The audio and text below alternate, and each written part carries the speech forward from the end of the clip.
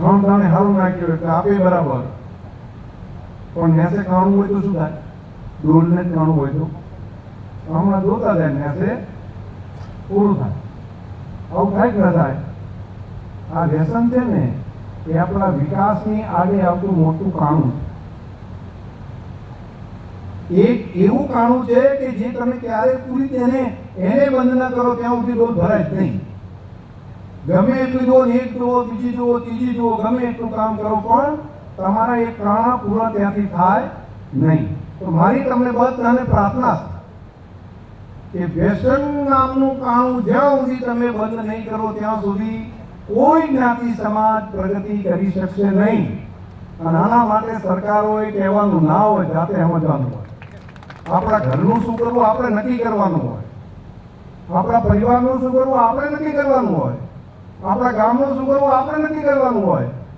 અને કોઈને ખબર ના હોય ત્યાં સુધી કરે ત્યાં સુધી તો ચાલે, પણ જીવતા જાગતા આપણને ખબર હોય સતત જો એ રસ્તા ઉપર આપણે ચાલીએ અને તો ભગવાન બચાવે, પછી ભગવાન છે સારું બચાવે? લડવા બેઠા છે કે તમારે મન પડે કરવાનું, ભગવાન તમારે બચાવવા આવે? એવું ના હોય. આ કામને આપણે જાતે ઉપર એક સાખી છે,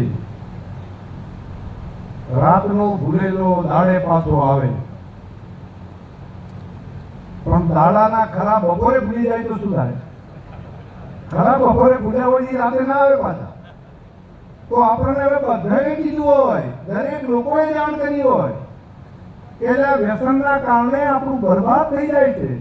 જાણ કર, સંતો કહેતા હોય, નેતાઓ કહેતા હોય, આગેવાનો કહેતા હોય, અને તોય જો આપણે કૂદકો મારીને એની અંદર પડ્યા જ રહ્યા. કહોબાન, બાટલી, પોટલી, ગુટખાન, બીડીઓ, મન પડી નાખ્યા તેના કચરા પેટી સમજીને તો મને લાગે છે પછી કાંઈક ભગવાન બચાવશે તો એના માટે ભગવાન ના આવે હો. પછી પાછા ઘણા તો કહે છે ભગવાનને તો કીધું છે ને, યદા યદા હિ ધર્મસ્ય ગ્લાનિર્ ભવતિ ભારત, એટલે ભગવાને તો ગીતામાં વચન આપ્યું છે કે આવું આવું જ્યાં થશે ત્યારે હું આવીશ. એ વાત છે બરાબરનો વ્યસન કરો એટલે ભગવાન આવે. ભાઈ ભૂલેવો તરીકે સમજાવજો એટલે ભગવાન આમાં ના આવે.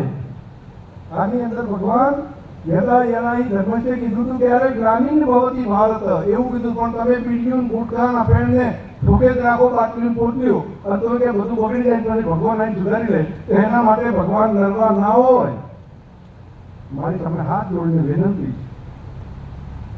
આ બધું કામ કર્યા પછી પણ સ્વર્ગ જેવો જો આપણો વિસ્તાર બનાવવો હોય તો પાણી પણ આવે, અહીંયા આગળ શિક્ષણનું કામ પણ થાય, લોક જાગૃતિના કામો પણ ઘણા બધા થઈ ગયા છે. બસ આપણે વ્યસન મુક્તિના કામમાં એક એક પરિવાર જાગૃત થઈ જાય, કોઈની જરૂર નથી. ઘર ઉપર આવીને કોણ મોઢામ નાખે? મારા પરિવારની અંદર કોઈ વ્યસન ના રહે. જીવનની અંદર ક્યારેય બીડી, ચા, ગુટખા, મસાલા કોઈ કશું નથી કર્યું. ઘણા કહેતા હોય નહીં રહેતો તો રીહી જશે બધાને બાપ.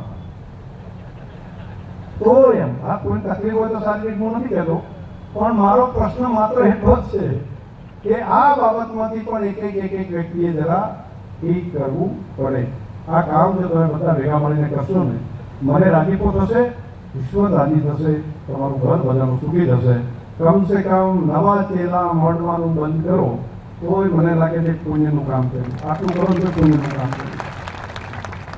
નહીતર હું કઈ આવી ગયો હવે બેટો મારો પાડોશી છે કે એમને બધે, હું આવી ગયો મારો છોકરો છે કે એમને મારા છોકરાને બધાની બા કહેવું પડે. તો બધાની બા કહેવા સારું કરીને છોકરાને એવા કરે. આવું મહેરબાની કરી ના કરશો, આના કારણે તકલીફ થાય. આપ સૌને હૃદયથી ખૂબ અભિનંદન. આજના રૂડા પ્રસંગે અમને બોલાવ્યા, માન સન્માન કર્યું, અને બે નેતાઓ આપણું જે બોલ્યા વાતો કરી એ બધાનું તમે બધા પાલન કરજો. એટલી જ વાત સાથે સૌને